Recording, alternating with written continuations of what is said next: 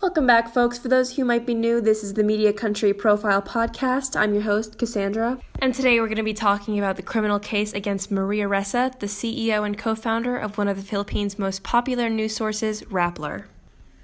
Maria Ressa, CEO and co-founder of Rappler, is currently facing criminal charges of cyber libel.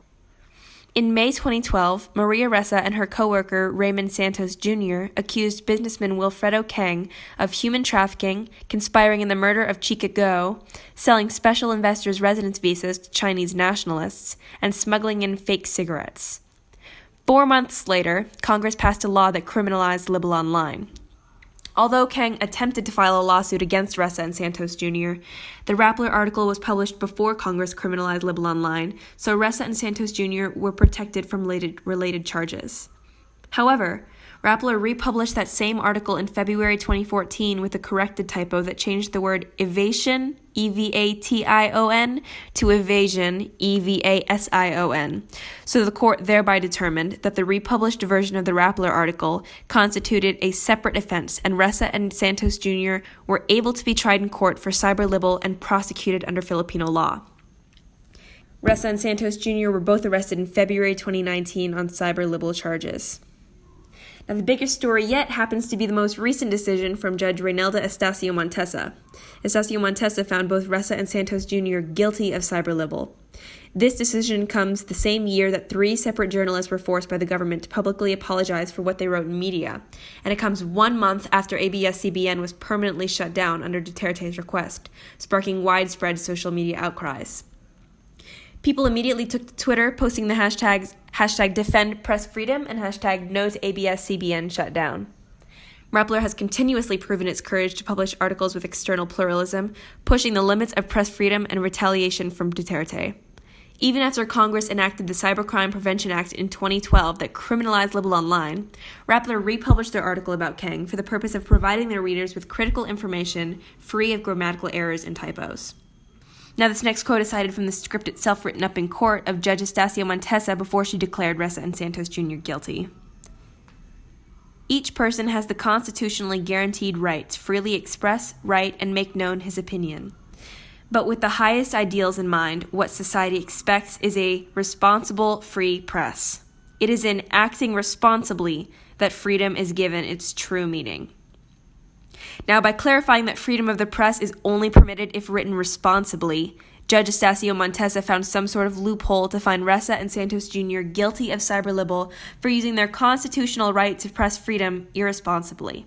Both Ressa and Santos Jr. are facing 6 months to up to 6 years in prison. Ressa and Santos Jr. have been charged by Duterte with 11 additional crimes, including tax evasion and violation of the anti-dummy law, which criminalizes foreign ownership of media.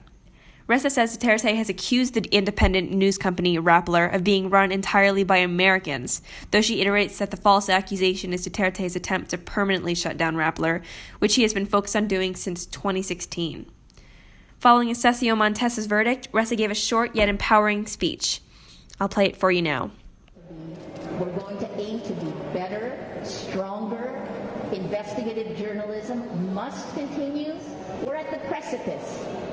If we fall over, we're no longer a democracy. And in many ways, that could be easier for all of us, right? I've worked under Suharto in Indonesia, Deng Xiaoping in China.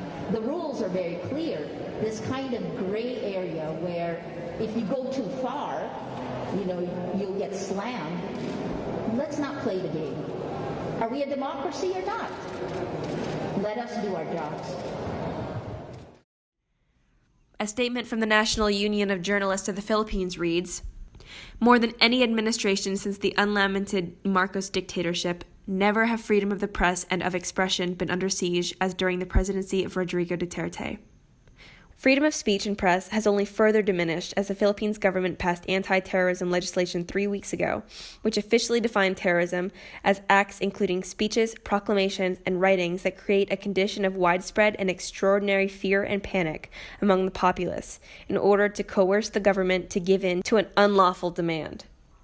This legislation has come under fire as people argue that it's too vague to be used properly and that it would give law enforcement an immense surge in power with which to arrest and detain government critics under the justification of combating terrorism. With this vague definition of terrorism, journalists and politicians who speak out against government officials face an even greater risk of imprisonment, as law enforcement are permitted to arrest anyone they believe to be a terrorist without a judicial warrant, and courts may sentence terrorists to life in prison without parole. The new law will significantly suppress media expression and freedom of speech, and as Vice President Lenny Robredo argues, it sends a clear message to every dissenting voice. Keep quiet, or you are next. Thanks for listening. Once again, my name is Cassandra, and you're tuning in to Media Country Profile Podcast. Have a great rest of your morning.